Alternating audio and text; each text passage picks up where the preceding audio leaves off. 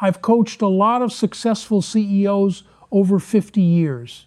Damon Gersh has a better handle on work and life than anyone I've ever worked with. Damon co-founded Maxons Restoration in Manhattan, won the Ernst Young Entrepreneur of the Year award, and ran the company for decades before selling it in 2021.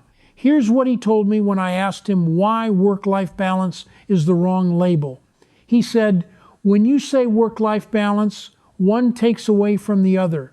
I try to have it all and make it fit together as part of my life." He calls it life integration. You're an entrepreneur, but that's not the total sum of who you are.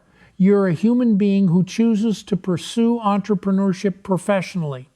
Business is one piece, family is another. Friends, passions, physical health, community, all of it together makes a complete life.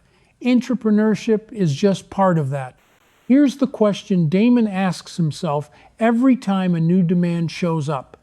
Does this fit into the life I've intentionally built, or does it pull me away from it? That question changes everything. This is one of the conversations inside the program. Link in the description.